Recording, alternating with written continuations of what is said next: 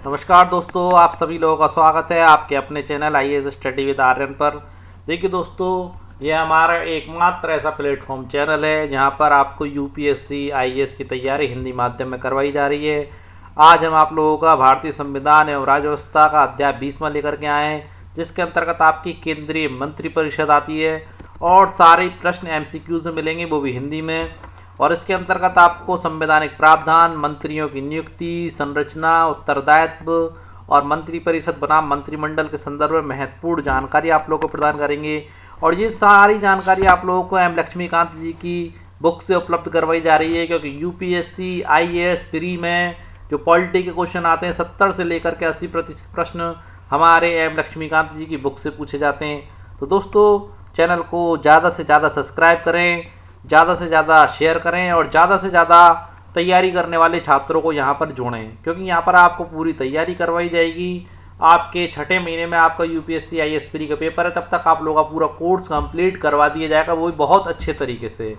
हर एक माध्यम से कोर्स कंप्लीट करवाया जाएगा आपका, स्टैंडर्ड बुक से, एनसीईआरटी की बुक से। इसलिए आप लोगों को बिल्कुल भी घबराने की आवश्यकता नहीं है, बस हमारे साथ जुड़े रहें और कंटिन्यू मेहनत करते रहें। आगे बढ़ते हैं अपने आज के पहले प्रश्न की ओर। देखिए दोस्तों, स्क्रीन पर आप लोग देख पा रहे होंगे आज का हमारा पहला प्रश्न। देखिए, भारत के संविधान में सरकार की संसदीय व्यवस्था किस देश के मॉडल पर आधारित है? यानी कि भारत के संविधान में सरकार की, जो भारत सरकार की संसदीय व्यवस्था है, किस देश से ली गई है या किस देश के मॉडल पर आधारित है? अमेरिका से ली गई है या ब्रिटेन से, आयरलैंड या जर्मनी? तो देखिए दोस्तों, हमारी भारत की जो संसदीय व्यवस्था आपकी जो ली गई है वो ब्रिटेन के मॉडल पर आधारित है। कहाँ से ली गई है? ब्रिटेन से ली गई है और ब्रिटेन के ही मॉडल पर आधारित है। हमारा दूसरा नंबर का प्रश्न देखिए दोस्तों, हमारी राजनीतिक और प्रशासनिक व्यवस्था की मुख्य कार्यकारी अधिकारी कौन होता है? किसका? राजनीतिक और प्रशासनिक व्यवस्था का मुख्य कार्यकारी अधिकारी कौन होता है? मंत्रिपरिषद, राज्यपाल, प्रधानमंत्री या निम्न में से कोई नहीं? तो देखिए दोस्तों, राजनीतिक और प्रशासनिक व्यवस्था का जो मुख्य कार्यकारी अधिकारी होता है, मंत्रिपरिषद होती है। कौन होती है? मंत्रिपरिषद। देखिए दोस्तों, मंत्रिपरिषद का नेतृत्व हमारे प्रधानमंत्री जी करते हैं। ध्यान कर लेना और लिख लेना, मंत्रिपरिषद का नेतृत्व हमारे प्रधानमंत्री जी करते हैं।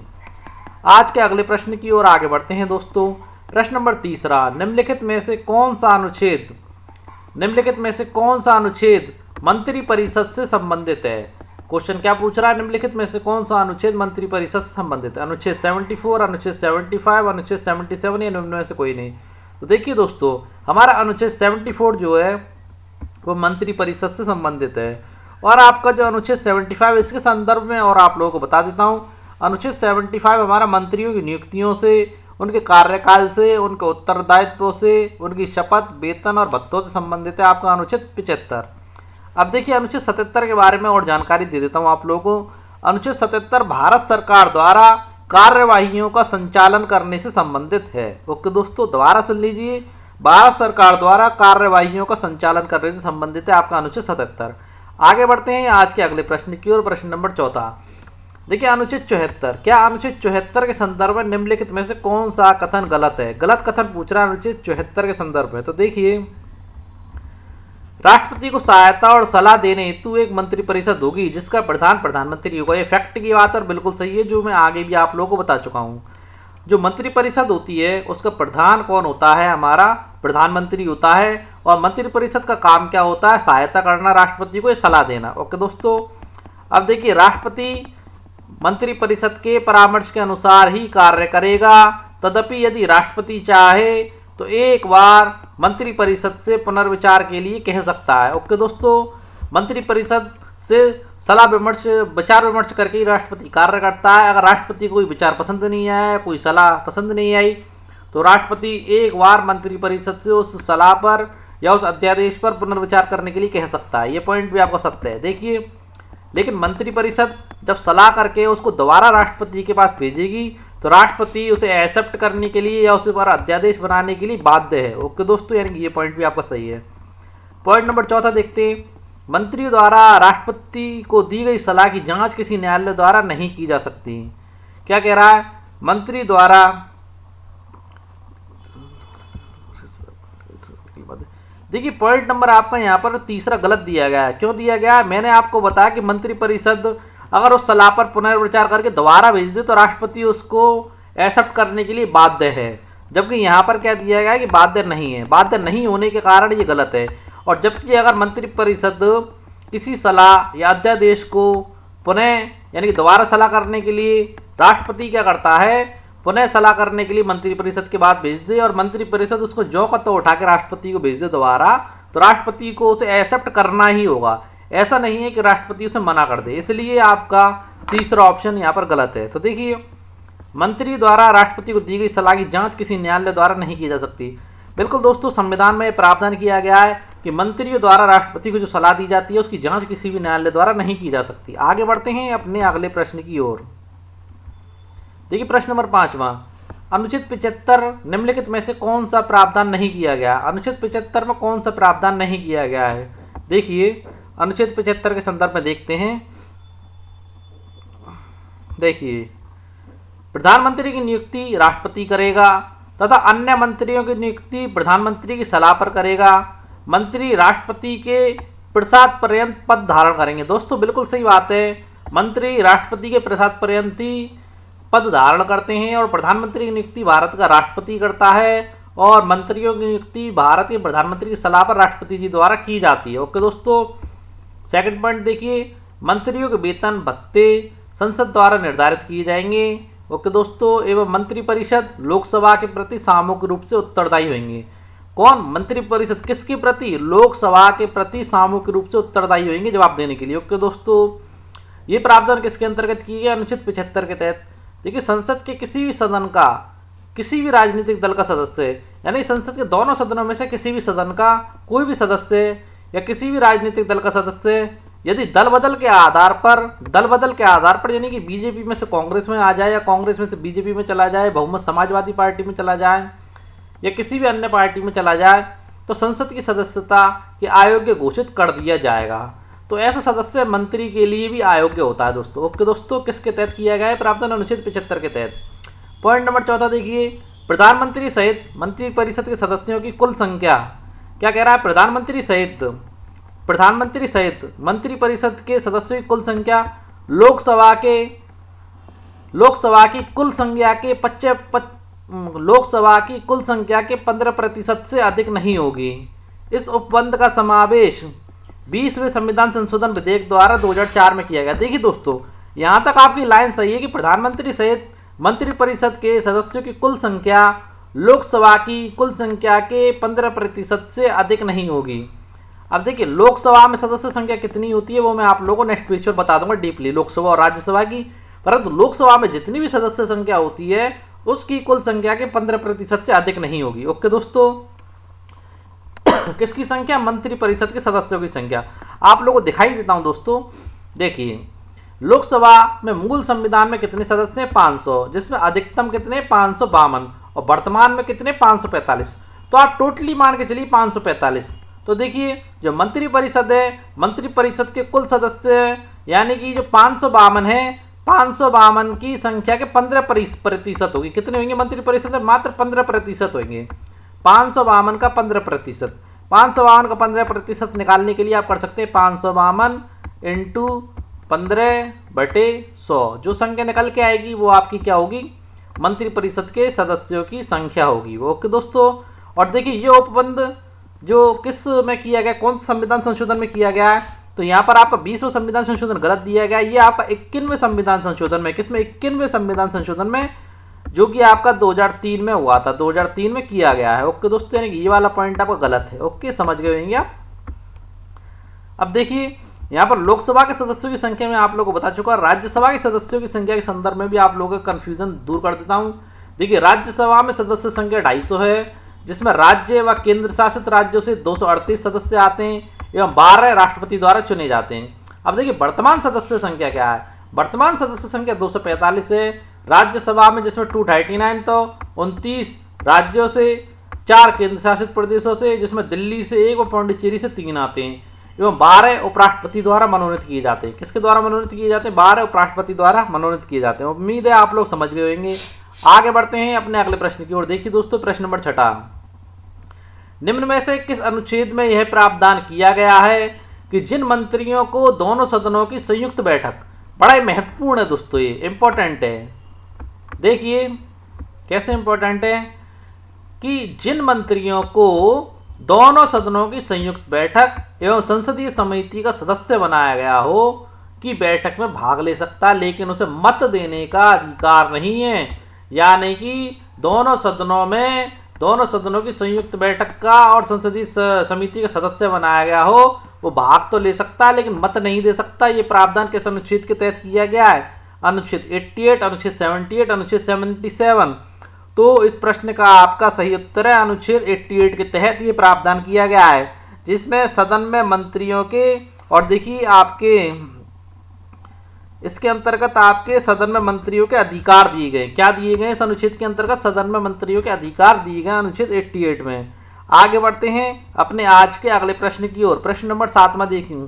7 से पहले यहाँ पर 2 अनुच्छेद और दिए गए थे, अनुच्छेद 77 और 78। उन दोनों को क्लियर कर देता हूँ। देखिए अनुच्छेद 77, इसमें भारत सरकार द्वारा कार्रवाइयों का संचालन दिया गया है, और अनुच्छेद 78 प्रधानमंत्री के कर्तव्य दिए गए अनुच्छेद 78 में।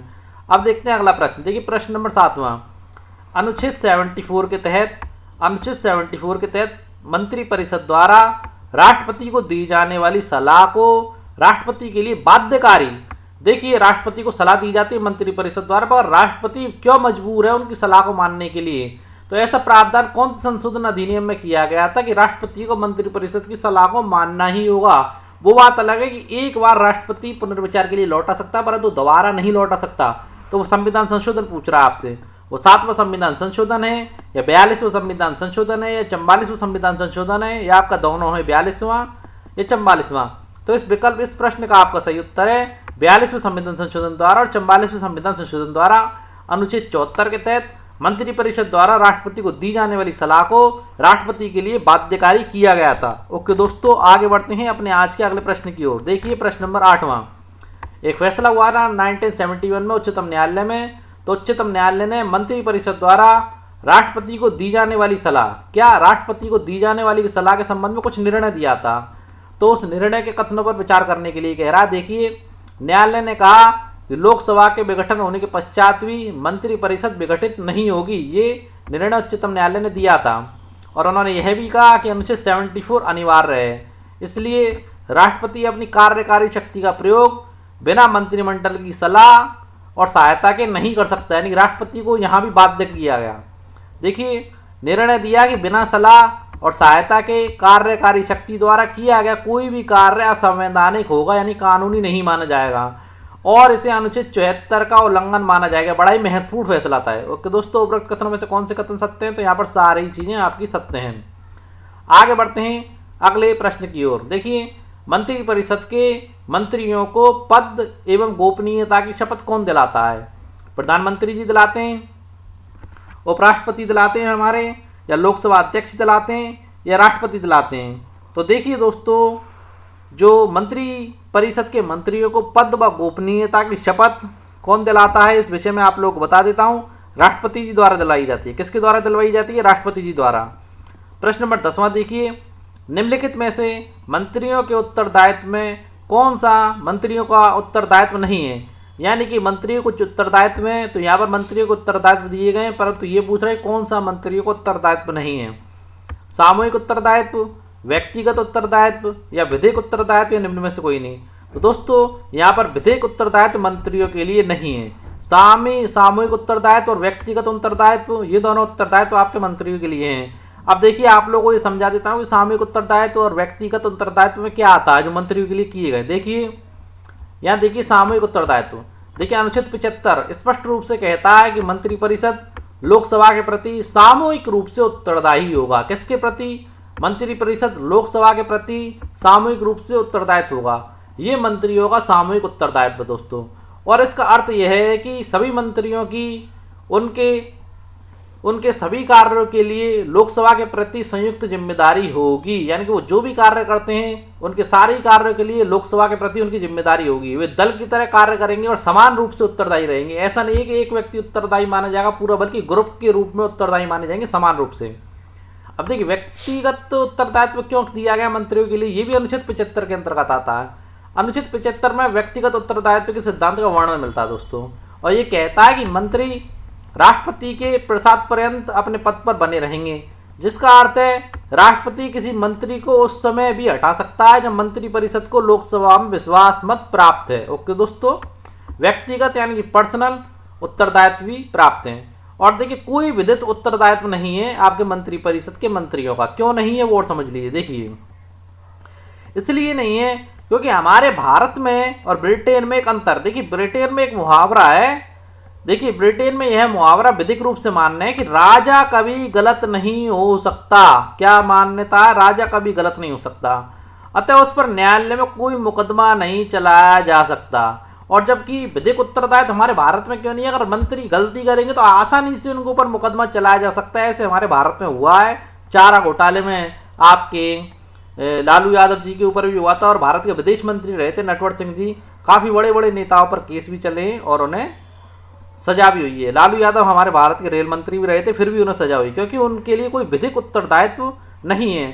अगर वो गलत करते हैं तो उन्हें सजा दी जा सकती है। प्रावधान हमारे भारत में किए गए। आगे बढ़ते हैं अपने अगले प्रश्न की ओर। देखिए प्रश्न नंबर 11, मंत्री परिषद में मंत्रियों की निम्नलिखित में से कौन सी एक श्रेणी नहीं है? कैबिनेट मंत्री, राज्य मंत्री, उप मंत्री या मंत्रालय मंत्री? तो दोस्तों तीसरे नंबर का जो दे रखा मंत्रालय मंत्री, ये श्रेणी नहीं है। क्यों श्रेणी नहीं है दोस्तों?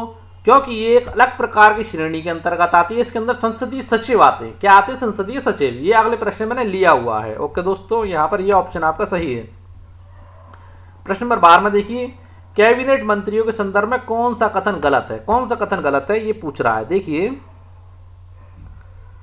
कैबिनेट मंत्रियों के पास केंद्र सरकार के महत्वपूर्ण मंत्रालय होते हैं। जी बिल्कुल होते हैं, ये बात सही है। कैबिनेट मंत्री के पास गृह मंत्रालय होता है, रक्षा मंत्रालय होता है, वित्त मंत्रालय होता है, विदेश मंत्रालय होता है, व अन्य मंत्रालय होते हैं और वे कैबिनेट के सदस्य होते हैं। ये बात भी सही है। एक कैबिनेट मंत्री केंद्र सरकार की बैठकों में भाग लेते हैं तथा नीति निर्धारण में महत्वपूर्ण भूमिका निभाते हैं। ये बात भी सही है। इनके उत्तरदायित्व की परिधि संपूर्ण राज्य सरकार पर होती है। दोस्तों राज्य सरकार पर नहीं होती है, इनकी परिधि केंद्र सरकार पर होती है। किस पर होती है? केंद्र सरकार पर होती है। राज्य के होने के कारण ये प्रश्न गलत हो गया आपका चौथा बिंदु, जबकि केंद्र सरकार पर होती है। ओके दोस्तों, आगे बढ़ते हैं अपने अगले प्रश्न की ओर। देखिए प्रश्न नंबर 13, राज्य मंत्रियों के संदर्भ में निम्नलिखित कथनों पर विचार कीजिए। देखिए राज्य मंत्रियों को मंत्रालय विभागों का स्वतंत्र प्रभार दिया जा सकता है तथा उन्हें कैबिनेट मंत्री के साथ सहयोगी बनाया जा सकता है। बिल्कुल सही है दोस्तों। जो राज्य मंत्री होते हैं उन्हें विभागों का स्वतंत्र प्रभार दिया जा सकता है तथा उन्हें कैबिनेट मंत्री के साथ सहयोगी मंत्री बना सकता है। बना सकते हैं कि आप इस मंत्री के साथ सहयोगी मंत्री के रूप में कार्य करेंगे।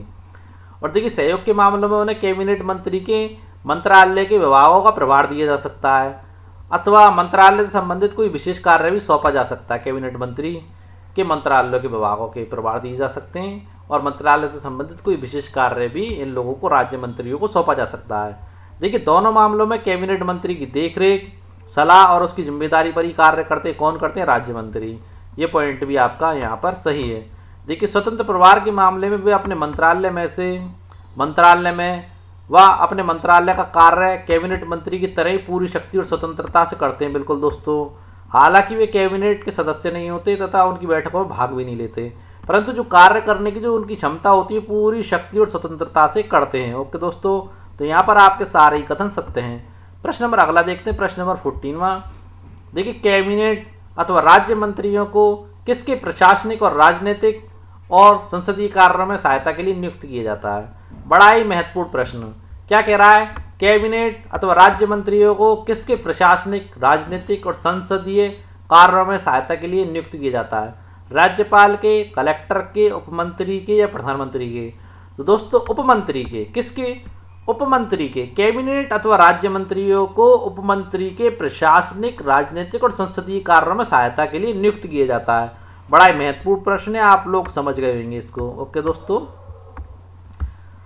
अब देखिए प्रश्न नंबर 15वां। संसदीय सचिव के संदर्भ में कौन सा कथन असत्य है? किसके संदर्भ में? संसदीय सचिव के संबंध में कौन सा कथन असत्य है? तो दोस्तों आप लोगों को बता देता हूँ यहाँ पर कि देखिए संसदीय सचिव मंत्रियों की एक श्रेणी है, परंतु महत्वपूर्ण रूप से मंत्रियों की श्रेणी 3 ही मानी जाती हैं। देखिए, और ये संसदीय सचिव मंत्रियों की एक श्रेणी है वैसे तो, जो मंत्री परिषद की अंतिम श्रेणी में आते हैं। किस में आते हैं? मंत्री परिषद की अंतिम श्रेणी में आते हैं। जिसे मंत्रालय भी कहा जाता है। क्या कहा जाता है? मंत्रालय भी कहा जाता है। देखिए संसदीय सचिव के पास विभाग भी होते हैं। ये पॉइंट आपका गलत है। संसदीय सचिव के पास किसी भी प्रकार का कोई विभाग नहीं होता है। वे वरिष्ठ मंत्रियों के साथ उनके संसदीय कार्यों में सहायता के लिए नियुक्त किए जाते हैं। ये बात भी सही है दोस्तों। और इसके साथ ही एक महत्वपूर्ण बात आप लोगों को बता देता हूँ कि संसदीय सचिव हमारे भारत में कब के नियुक्त किए गए हैं और कब से भारत में संसदीय सचिवों की नियुक्ति नहीं हो रही है। तो देखिए दोस्तों, हमारे भारत के प्रधानमंत्री थे राजीव गांधी की सरकार। देखिए सन थी 1967। कौन सी सन थी? 1967। तो 1967 से राजीव गांधी की सरकार के प्रथम विस्तार को अगर छोड़ दें तो उसके बाद कोई भी संसदीय सचिव आज तक नियुक्त नहीं किया गया है। ओके दोस्तों, दोबारा सुन लेना कि संसदीय कार्यों में सहायता के लिए नियुक्त होते थे और 1967 से राजीव गांधी की सरकार के प्रथम विस्तार को छोड़कर कोई भी संसदीय सचिव आज तक नियुक्त नहीं किया गया है। ओके दोस्तों, और एक महत्वपूर्ण बात और बता देता हूँ, मंत्री परिषद में कई बार उप प्रधानमंत्री को भी शामिल किया जा सकता है। किसको शामिल किया जा सकता है? उप प्रधानमंत्री को, क्योंकि उप प्रधानमंत्री मुख्यतः राजनीतिक कारणों से नियुक्त किया जाता है। किस कारण से नियुक्त किया जाता है? प्रधानमंत्री को राजनीतिक कारणों से नियुक्त किया जाता है, इसलिए उप प्रधानमंत्री को भी मंत्री परिषद में शामिल किया जा सकता है। आगे बढ़ते हैं अपने आज के अगले प्रश्न की ओर। प्रश्न नंबर 16 पर देखिए, जब केंद्रीय मंत्रिमंडल ने 2002 में, ये प्रश्न आपका यूपीएससी आईएएस में पूछा जा चुका है पहले प्री के पेपर में। जब केंद्रीय मंत्रिमंडल ने 2002 में चुनावी सुधारों पर अध्यादेश में बिना किसी बदलाव के उसे राष्ट्रपति को वापस भेजा, यानी कि राष्ट्रपति ने क्या करा था, इसको अध्यादेश को मंत्रिमंडल को पुनः विचार के लिए वापस कर दिया था। परंतु केंद्रीय मंत्रिमंडल ने 2002 में चुनावी सुधारों पर अध्यादेश में बिना किसी बदलाव के पुनः राष्ट्रपति को भेज दिया। तब राष्ट्रपति ने भारतीय संविधान के कौन से अनुच्छेद के अंतर्गत उसे अपनी सहमति दी? तो दोस्तों आपका अनुच्छेद 121 के तहत सहमति दी थी, या अनुच्छेद 122 के तहत सहमति दी थी, या अनुच्छेद 123 के तहत सहमति दी थी, या अनुच्छेद 124 के तहत सहमति दी थी? तो आप लोगों को बता देता हूं, राष्ट्रपति ने इस अध्यादेश को आपके अनुच्छेद 123 के तहत सहमति दी थी। किसके तहत दी थी? अनुच्छेद 123 के तहत। अब ये और जान लीजिए अनुच्छेद 123 के अंतर्गत क्या है। देखिए संविधान के अनुच्छेद 123 के तहत राष्ट्रपति के पास संसद के सत्र में ना होने की स्थिति में अध्यादेश जारी करने की शक्ति प्राप्त है। क्या प्राप्त है?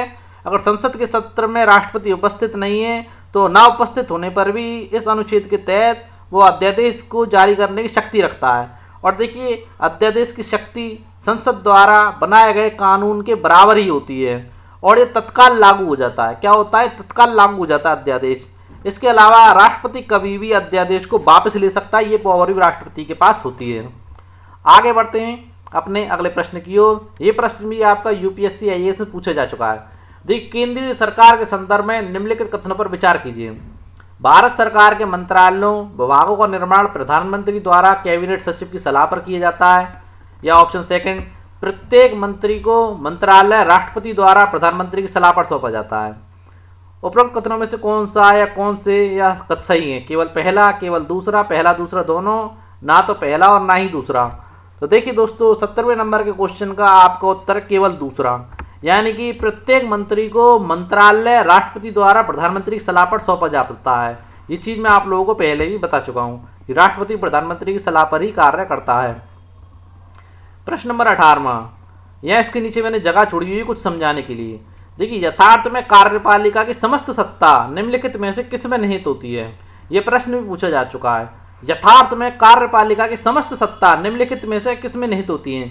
मंत्री परिषद में, मंत्रिमंडल में, प्रधानमंत्री में, या निम्न में से कोई नहीं। तो देखिए 18वें क्वेश्चन का आंसर पहले मैं आप लोगों को बता देता हूं। इसका सही आंसर है मंत्री परिषद में। किस में निहित होती है दोस्तों? मंत्री परिषद में। अब देखिए यहां तो मैं लिख देता हूं परिषद, यानी कि मंत्री परिषद, इसलिए मैंने कॉलम खाली छोड़े थे मंत्री परिषद, और यहां लिख देता हूं मंत्री, और यहां मैंने लिख दिया मंत्रिमंडल, मामा मैंने लिख दिया। अब देखिए दोनों में अंतर को और समझा देता हूं। देखिए मंत्री परिषद तथा मंत्रिमंडल ये दोनों शब्द अक्सर एक दूसरे के लिए प्रयोग किए जाते हैं, परंतु इसमें एक निश्चित अंतर है। ये एक दूसरे से अपनी संरचना, कार्यों व भूमिकाओं के कारण भिन्न है। देखिए मंत्री परिषद क्या है? मंत्री परिषद जो मैंने यहाँ दे रखा है, इसके अंतर्गत आपके 60 या 70 मंत्री होते हैं। कितने मंत्री होते हैं? 60 या 70 मंत्री होते हैं इसके अंतर्गत। और आपका मंत्रिमंडल, मंत्रिमंडल एक लघु निकाय है, लिख लेना। मंत्रिमंडल एक लघु निकाय है, जैसे 15 से लेकर के 20 मंत्री होते हैं, 15 से लेकर के 20 मंत्री होते हैं, अच्छे से समझ लेना। और संविधान की अगर बात करें तो संवैधानिक निकाय क्या है? यह जो मंत्री परिषद है ये एक संवैधानिक निकाय है। क्या है? संवैधानिक निकाय है। अब देखिए इसका विस्तृत वर्णन आपको संविधान के अनुच्छेद 74 किसमें मिलेगा? संविधान के अनुच्छेद 74 और 75 में किया गया है। और दूसरी तरफ देखें आप मंत्रिमंडल को देखिए, इसे संविधान के अनुच्छेद किसमें? इसे संविधान के अनुच्छेद 352 किसमें? इसे संविधान के अनुच्छेद 352 में, ढंग से सुन लेना, संविधान के अनुच्छेद 352 में 1978 कब? 1978 के 44 में, 1978 के 44वें संविधान संशोधन अधिनियम द्वारा शामिल किया गया है। कब शामिल किया गया है? अनुच्छेद 352 में 1978 के 44वें संविधान संशोधन अधिनियम द्वारा शामिल किया गया है। और ये संविधान के मूल स्वरूप में शामिल नहीं थी। ओके दोस्तों, दोनों में महत्वपूर्ण जो मोटा मोटा अंतर था वो मैंने आप लोगों को बता दिया है। आगे बढ़ते हैं आज के अपने अगले प्रश्न की ओर। देखिए, भारत के केंद्रीय मंत्रिपरिषद की बैठक की अध्यक्षता करते हैं। बड़ा ही महत्वपूर्ण प्रश्न है और डायरेक्ट फैक्ट का क्वेश्चन है ये। देखिए, भारत के केंद्रीय मंत्रिपरिषद की बैठक की अध्यक्षता करते हैं। कौन करता है? राष्ट्रपति करते हैं, उपराष्ट्रपति करते हैं, प्रधानमंत्री करते हैं, या मंत्रिपरिषद के सदस्य बारी बारी से करते हैं। तो देखिए दोस्तों, 19वें नंबर के प्रश्न का आपका उत्तर है प्रधानमंत्री जी करते हैं। कौन करते हैं? केंद्रीय मंत्रिपरिषद की बैठक की अध्यक्षता प्रधानमंत्री जी द्वारा की जाती है। प्रश्न नंबर 20वां, क्या राज्यसभा में मनोनीत व्यक्ति मंत्रिपरिषद का सदस्य बन सकता है? बड़ा ही अच्छा क्वेश्चन है और प्रश्नवाचक क्वेश्चन है, जिससे कि आप सबके मन में ये प्रश्न उठता भी होगा कि राज्यसभा में मनोनीत व्यक्ति की कह रहा है ना, इसलिए ये प्रश्न बनता भी है। राज्यसभा में मनोनीत व्यक्ति मंत्रिपरिषद का सदस्य बन सकता है? हाँ, नहीं, यदि ये पूर्व में निर्वाचित संसद सदस्य रहा हो या कुछ प्रतिबंधों के साथ बन सकता है। तो देखिए दोस्तों, 20वें प्रश्न का उत्तर है बन सकता है। ओके दोस्तों, आगे बढ़ते हैं अगले प्रश्न की ओर। प्रश्न नंबर 21वां, कोई व्यक्ति संसद के किसी भी सदन का सदस्य हुए बिना केंद्र में कितनी अवधि तक मंत्री रह सकता है? बड़ा ही अच्छा प्रश्न है और माइंड में आने वाला क्वेश्चन है, हर एक किसी के मन में सवाल उठ सकता है। कोई व्यक्ति संसद के किसी भी सदन का सदस्य हुए बिना केंद्र में कितनी अवधि तक मंत्री रह सकता है? 3 महीने तक, 6 महीने तक, 1 वर्ष में, या जब तक प्रधानमंत्री चाहे। तो 21वें प्रश्न का सही उत्तर है 6 महीने तक रह सकता है। ओके दोस्तों, 22वें नंबर का प्रश्न, मंत्रिपरिषद में निम्नलिखित में कौन शामिल नहीं रहता है? मंत्रिपरिषद में निम्नलिखित में कौन शामिल नहीं रहता? कैबिनेट मंत्री, राज्य मंत्री, उप मंत्री या संसदीय सचिव? तो देखिए दोस्तों, मैं आप लोगों को बताना चाहूँगा मंत्रिपरिषद में आपके संसदीय सचिव शामिल नहीं रहते हैं। ओके दोस्तों, क्योंकि मंत्रियों के प्रकार आपके कैबिनेट मंत्री, राज्य मंत्री और उप मंत्री, संसदीय सचिव आपके मंत्रिपरिषद में शामिल नहीं रहते हैं। प्रश्न का 23 नंबर का प्रश्न देखिए, मंत्रिपरिषद में वरीयता की दृष्टि से मंत्रियों का सही क्रम है। बड़ा ही महत्वपूर्ण प्रश्न है ये। मंत्रिपरिषद में वरीयता की दृष्टि से मंत्रियों का सही क्रम है कैबिनेट मंत्री, फिर राज्य मंत्री, फिर उप मंत्री, या कैबिनेट मंत्री, फिर उप मंत्री, फिर राज्य मंत्री, या फिर राज्य मंत्री, फिर कैबिनेट मंत्री, या फिर उप मंत्री, या फिर पहले राज्य मंत्री, फिर उप मंत्री, या फिर कैबिनेट मंत्री। तो दोस्तों यहाँ पर एकमात्र ही सही है, वो है आपका पहले कैबिनेट मंत्री आते हैं, फिर राज्य मंत्री आते हैं, फिर उप मंत्री आते हैं। ओके दोस्तों, आगे बढ़ते हैं अपने अगले प्रश्नों की ओर। देखिए दोस्तों, मंत्रिपरिषद व्यक्तिगत रूप से उत्तरदायी होता है। मंत्रिपरिषद व्यक्तिगत रूप से उत्तरदायी होता है। इन प्रश्नों को मैंने इसलिए लिया है जिससे आप लोग इन प्रश्नों को अच्छे से समझ सकें और कंफ्यूज ना हो जरा भी। देखिए दोस्तों, मंत्रिपरिषद व्यक्तिगत रूप से उत्तरदायी होता है। इस प्रश्न का आपका सीधा उत्तर है ये राष्ट्रपति के प्रति उत्तरदायी होता है।